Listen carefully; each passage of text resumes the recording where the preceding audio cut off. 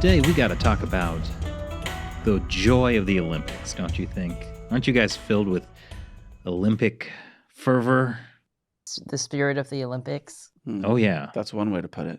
Oh, yeah. I think the best way to start off this talking about the Olympics is I got to show this video that I posted of a Chinese soldiers saluting the Olympic flag. So let's roll that.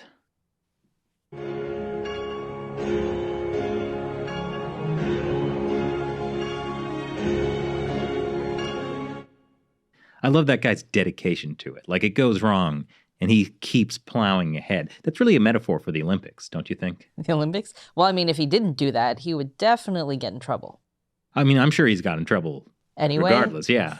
Yeah, well, see, I think what's interesting about the video is that all three of the soldiers just keep going, and they have no humor about it, right? Like, it's dead serious. They can't recognize the mistake. Well, that's not, I mean, it's a flag raising thing. If you ever watch any flag raising ceremony, the people don't look like they have a sense of humor, no matter what country it is. I think that's what's wrong with flag raising. Okay. We need more comedy in flag raising. Let's get that. Two flags walk into a bar. I once knew a flag from Nantucket. Okay, moving on. And we're still classier than the Olympics. You know what was interesting is I saw Christopher Balding posted a tweet talking about the Olympics and how, you know, his wife was talking about watching the Olympics and going, you know, I lived in China for 7 years. I know when, you know, they're trying to put on a good show. And she's like, they're not trying. They're bringing their D game here. And that's a good point. Like, why do you think that is? Do you think they just don't need to anymore? Well, I mean, I think that some of the pomp and circumstance they would normally have around it is definitely affected by COVID, right? Like, yeah, the fact that you've made everybody come into this bubble and like everybody around you, like the video that you posted of the guy, you know, making a martini for somebody. The quarantini. The quarantini. That was good. Thank you. But yeah, like here he is bartending in a full PPE suit. You know, how festive could that be? That's right. Hey, how do you use the restroom when you're wearing one of those? Is that why it's called a PPE? And we're still classier than the Olympics. I would imagine that it's much easier for guys. I mean, I don't want to get into that. Yeah.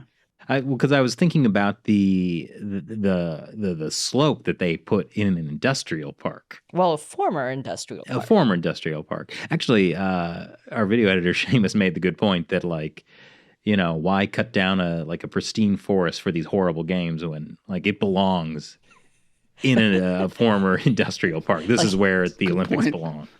What I love about that is, you know, when we were concepting this Olympic T-shirt that we made about, you know, fake snow, real genocide. Which you can get at ChinaUncensored.tv/merchandise. Link is below. Okay, good, Chris. Thank you. Like, we could never have come up with this image. Yeah. You know, like, it didn't occur to us at all to, like, put this giant, like, ski slope right in the middle of what looked like nuclear cooling tower. It's smokestacks. Yeah, it's not nuclear. It's like a former steel mill. But it just, the whole thing, it just looks so terrible. That's what I've always found in, like, all of these years covering the Chinese Communist Party. Like, in a way, it is beyond parody because they do things that are just, I could never come up with.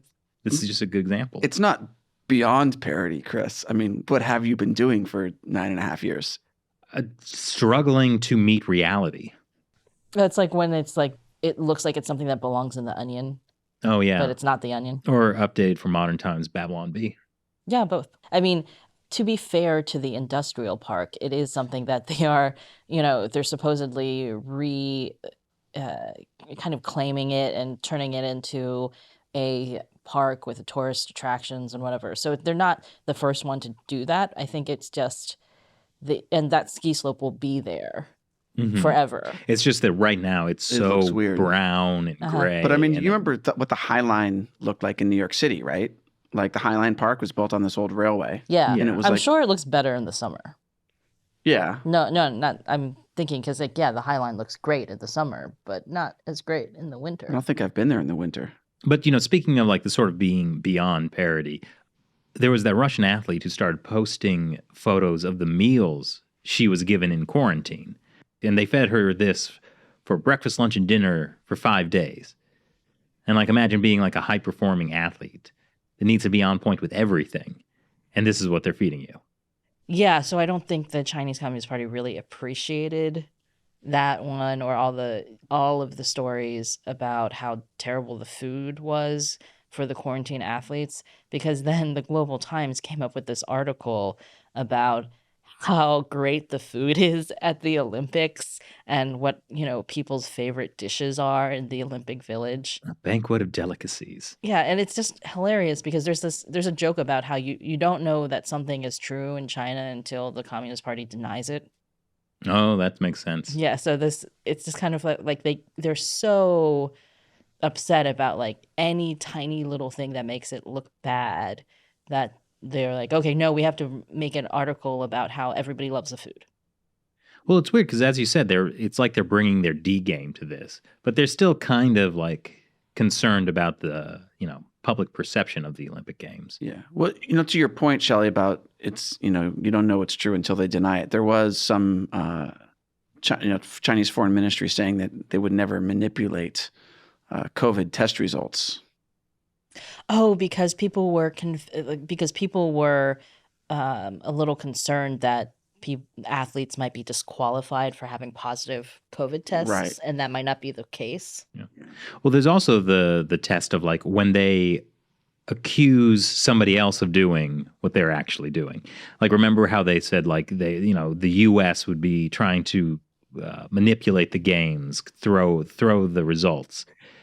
And then there's all this talk of like Chinese judges being super biased. There's that one video of the Chinese skating athlete kind of like shoving, I forget who he was shoving, but another country's player. And it's just, obviously these games are like highly rigged, especially if they're, putting foreign athletes into horrible quarantines where they're not being fed. They don't have access to training equipment. There's loads of reports of no internet or little internet. Oh, that's those athletes' fault for, coming down with COVID. That's right. Hey, whose fault is it that COVID spread around the world in the first place? No, Chris. China is a victim. I was going to say, yeah, because Canada came from Canadian mail. Mm-hmm. Yeah.